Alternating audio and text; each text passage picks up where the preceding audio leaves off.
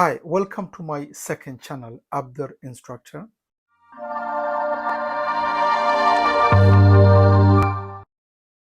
This channel is dedicated to driving instructors. So if you are thinking of becoming a driving instructor or you are training to be a driving instructor, this is the channel for you. The channel is here to help you to pass your test to become a driving instructor, also how to run a business as a driving instructor.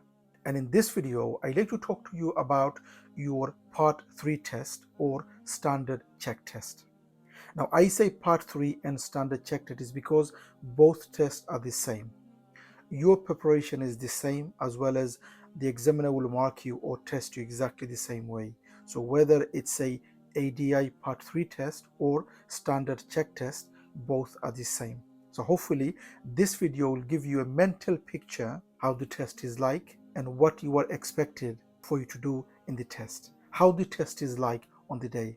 Many who are training to be a driving instructor, or they have become a driving instructor and their first standard check test is coming up, they get confused and don't have a picture in their mind how the test is like, how they should prepare themselves, what they should do, what is it, how the tests are carried out, what they should do. They get confused what kind of people they should take, what kind of question they should ask, how long should I spend giving the briefing in the beginning, how long should I take for me to take the people to the area that I'm going to do the test? On the way going, what should I talk? What kind of thing should I do? And in between, what should I be doing? At the end, what should I do? How should I finish the lesson? These are the questions comes in the mind of a person whose test 3 is coming up or standard check test is coming up. So in this video, I just like to give you a mental picture what you should do, what kind of people you should take, and how the test is, how you should do the test. So hopefully this video will give you a mental picture of ADI Part 3 or standard check test. Now I'm going to say test instead of me keep saying ADI Part 3 test or standard check test. It takes too long. I'm just going to say test. So when I say test, what I mean is ADI Part 3 test or standard check test. Now for your test, now by now, because your test is coming up, you should be fully ready. By now, you probably have your trainee license to go to ADA Part 3, or you've already passed your ADA Part 3 and your standard check test is coming up.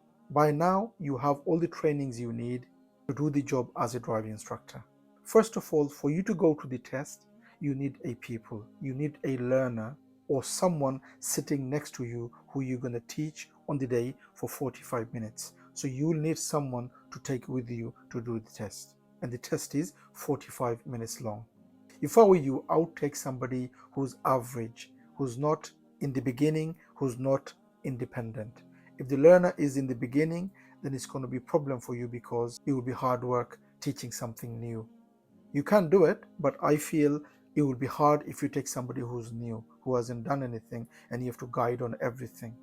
Independent, I would also say, it's not something you're going to achieve at the end because they know everything and they're not going to allow you to teach them anything to achieve on the day. Remember, in the 45 minutes, you will have to do something which is from the point they start, by the end, they've achieved something, they learned something. So you need to have a learner who is good enough to do the lesson, who will learn something out of the lesson. So I would say take someone who is average, in the middle, who knows some but doesn't know everything. That way, they will achieve something by the end of your test. So number one, take someone who's average, who's not new, who's not independent, who is basically in the level of learning, in the level of had some lessons but is still learning. Now before the test, on the way going, make sure they know what's happening today. Make sure they know that it is you who will be tested on the day. It is nothing to do with them. They're just here as a people, as a learner, who you're going to do like you normally do in a lesson. They need to know what's happening because otherwise they're going to be surprised and they don't know what to do. So make sure you let them know, you inform them that it is my test. I'm getting tested just to make sure I am doing my job right. So you're just going to do what you normally do as a people, as a learner, and I'm going to do my job as I normally teach. So they need to know. Now, with the people, try to find something that you need to work on today. Maybe on their last lesson, they did something that you need to work on. Maybe roundabouts, mini roundabouts, maybe emerging, maybe going left, going right, maybe junctions, maybe meeting traffic. So something they've done wrong, or maybe something you need to work on from their last lesson. This is what you are going to do in this lesson. Or you could have a lesson maybe an hour before the test, do a lesson, and in that lesson, maybe there's something you both came to know that they need to work on. And that's the best one, actually. I prefer to give a lesson 1 hour before the test. The people that I'm going to take, I'll give them a lesson an hour before the test. I take them out, I give them a lesson, and in that lesson, there might be something they need to work on. And that is what I'm going to do in that 45 minutes. That's how I like to do it. But if you think that you want to do something that you've done a lesson maybe last week, and that's you just want to carry on from that lesson to do it in that 45 minutes, that's fine. What I find is better for me, every time I go to the standard check test, what I do is I pick the people up and I do a lesson for an hour. And in that lesson, when they do something wrong, this is what we agree to do in the 45 minutes. And that's what we work on. Okay? So now you know what you are going to do, and the people also knows what they're going to do and how the test is going to be like, meaning somebody's going to come in the car to test me, not them. Okay, so they know that. Go in to the test center around 10 minutes before the test. Go in, park your car, and the people will stay in the car while you go to the waiting room and wait for the examiner to come out. The examiner comes out, and then he or she will ask you about what kind of people you brought with you. Then you're going to give a brief idea of what kind of people. So you're going to say they've had 10 hours, 15 hours, and they're having a problem with junction, whatever, and hopefully you're going to try to achieve that. So then they take your name, take your badge. So you take your ADA badge with you, they take the number and everything, done. Then you're going to go to the car. You go into the car, you go and take your seat, the examiner goes at the back. Your people is already there in the car, okay? And this is when you start your test. Take a deep breath and make sure you know exactly what you're doing. I'm giving you this video so you have a picture in your mind what you need to do, okay? So watch this video a few times so you know. So you go into the car and you take your seat, okay? And because this is already your people, you already know who the people is, or you could say, what shall I call you? Or because you already know, just say, okay, Ahmed, okay, John. As you know, we already spoke. This test is not for you, it's for me. And you know that we now have another person behind who's testing me, not you. And you inform your people in the car. So that's done. And now you need to start.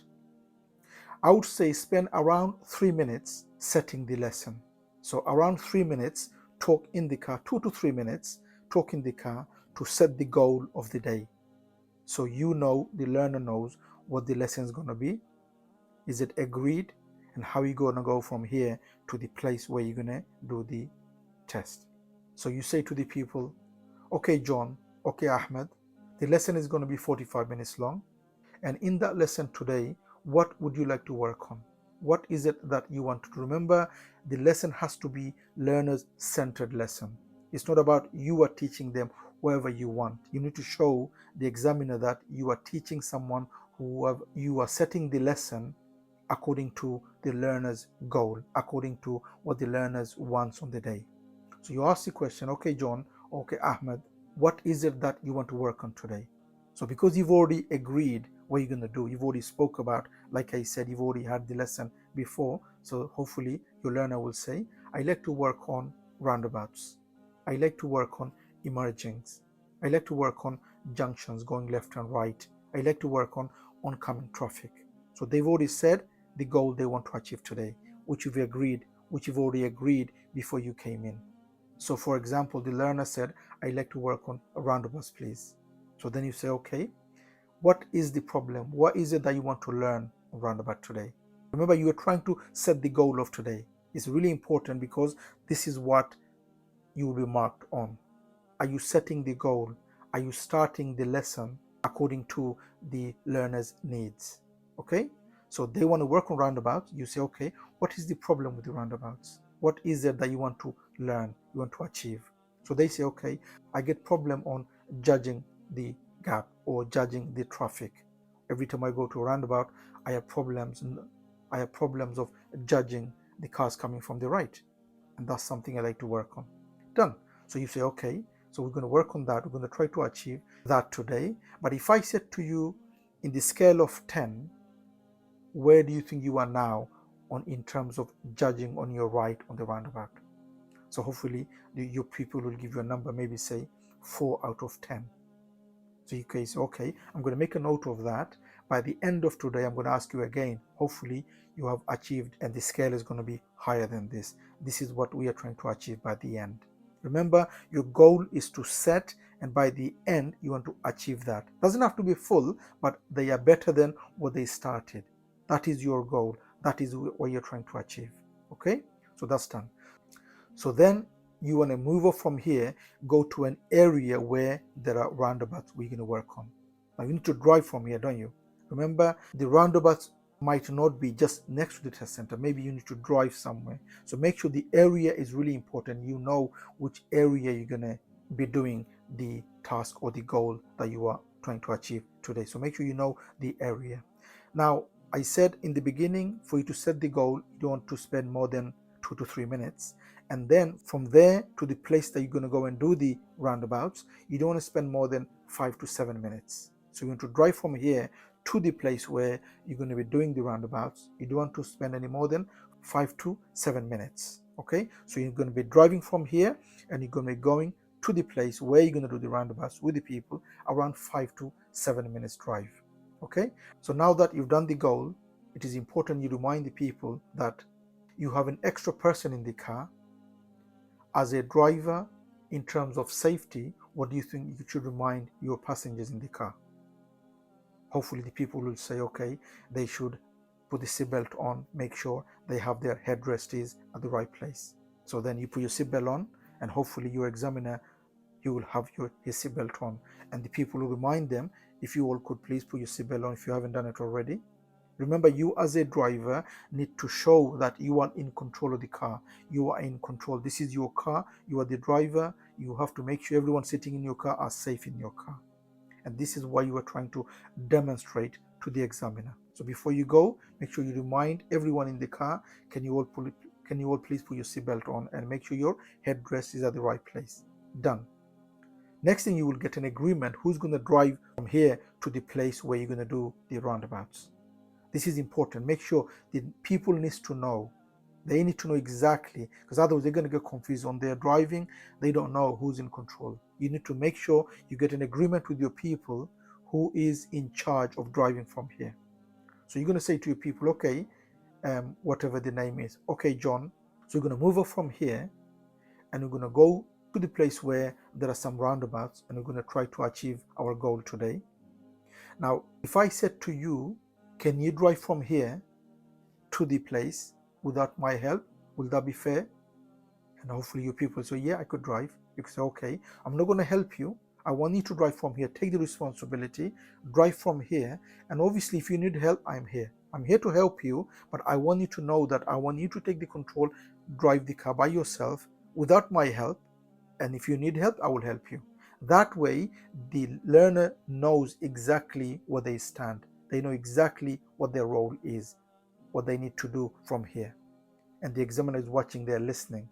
Because the agreement, this is really important. Many, they miss that. They don't actually remind the people who's in charge. Because if you don't, they might feel that you're going to help them and they're not doing their 100%. The people need to know that they are the one who's driving.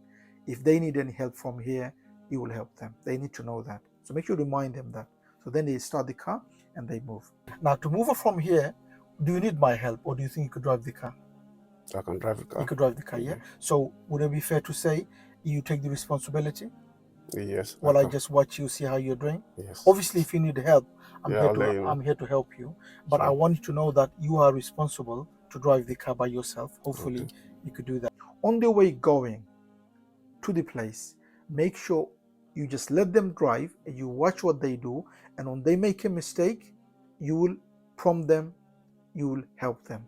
Now, the problem many trainees or the instructors make on the way driving from the test center to the place is they start guiding. Remember, this learner is not for you to guide something. They should already know the junctions.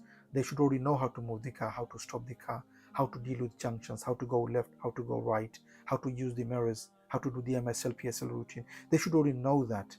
They got a problem with the roundabouts, meaning they've already done the junctions. If you start to guide from here, many what they do is, as the people driving from the test center, they start to guide. Okay, we're going to move off from here, look at the mirror. Okay, go to first gear or go to second gear. We're going to come to the end. Okay, look both way, put the clutch down, stop. You don't want to guide them. If you want to guide them, that means you're teaching them the junctions. They should already know that. And this is what you agreed with the people already. They're going to drive. You're just going to watch and you're going to see what they're doing. And if they make a mistake, so for example, they didn't look at the mirror. Okay, what do you think you should be doing before going left? Is there anybody behind? Give them a prompt. And then if they don't know, then it's okay. Do you think you should be looking at the mirror before signaling? So you're prompting on the way going. Then they drive along, and then maybe there's a parked car, and maybe they didn't give enough space to the parked car. So what do you say? Okay, John, the parked car that you just gone round, what do you think the space you should be giving? Oh, doors width. Oh, do you think that was doors width? No. Okay, next car I'll be watching. Let's see if you do give them the door space. So these are the way, that's how you play the role as an instructor. You let them do, let them be, and when they make a mistake, when they do a problem, you prompt them, you give them a question, you try to solve that problem. Then you go to the roundabouts, and then you do the roundabouts, and then obviously that's the goal. As they approach, make sure they've done the MSPSL routine. If they don't, give them prompt. Are they looking on their right? If they don't, maybe that's the problem. Maybe that's why they're not, maybe that's why they can't judge the distance, is because they're not looking early. Maybe they should be looking early, only then they will know how big the gap is and they could decide whether to go or not. So maybe that's the problem. So then you're going to be looking at those problems. And then when they go into the roundabout, is the speed okay? Is the gear okay? So these are the things you are looking. If they have problems on those, you're going to give them prompt. When they do make a mistake though, make sure you give them a reason. So for example, as they are coming off the roundabout, maybe they didn't put the signal on, or maybe they didn't look at the blind spot before changing lane. Ask them, you didn't look at the blind spot before coming. What do you think the danger is? What is the risk of you not looking at the blind spot? Remember, the risk management on the test sheet plays a big role. You must make sure that you cover the risk management, meaning, so in this case, like I said, they didn't look at the blind spot. So you say to them, okay, John, you didn't look at the blind spot. What do you think the risk is? What do you think the problem is if you don't look at the blind spot? Then hopefully they're going to give you the answer. If they don't, you're going to give them the answer and say, okay, there could be somebody there. And if there is, if I don't look, I'm not going to see. So that is the risk if you don't see. You didn't look at the mirror before signaling. What do you think the problem is? What do you think the risk is if you don't look at the mirror? Oh, there could be somebody behind. If I don't, I'm not going to see who's there. There could be somebody on my right. That's the risk of me not looking. You see? Don't just tell them the answer. Make sure that you give them, make sure they understand what is the risk of them not doing or not looking at the mirror. You need to give them the answer so they know the risk. They know why it is a problem for them not doing what they made a mistake on. And you're going to be doing few roundabouts. You're going to go through one and then come back again, do another one. And if they keep on making the mistake, maybe you should stop them somewhere on the left where it is appropriate, where it is safe, and explain to them a little bit more, and then go back again and do a few more times. The other thing they get confused is, I've done one, what do I do now? Well, all you have to do is go around and come back again. And in between what they do, you just prompt, you just watch what they do. And if they make mistake along the way, you just deal with that. You just ask them questions, give them prompt. If they give you the answer, if not, you give them the answer. And before you do that, like I said, make sure they understand the risk. They understand why they should be doing that. And then hopefully by the end, you come into the test center. Make sure you time yourself. Make sure you know you need to be back within 45 minutes. So don't just go around and don't go too far where you can come back again within 45 minutes, okay? This is the goal. You need to keep the lesson within 45 minutes, okay? So then you come back to the test center and then you talk to them, and then you finish the lesson with talking with them how the lesson went, and you ask them in a scale of 10, how do you feel about the roundabouts now? And hopefully they're going to say more than 4, more than what they started. Okay, John, so hopefully next lesson, and then maybe you want to work on the roundabouts again, or maybe you want to work on something else along the way that you found in the lesson, which you're going to work on, so they know what they're going to be doing on the next lesson, and then you end the lesson.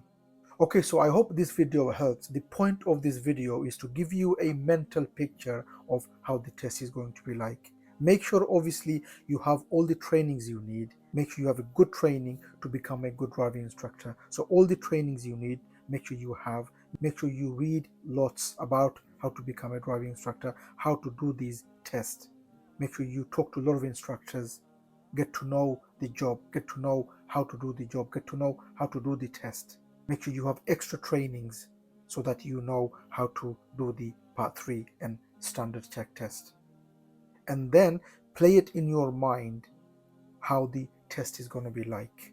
The more you play it in your mind, more is going to be easier for you to do the test.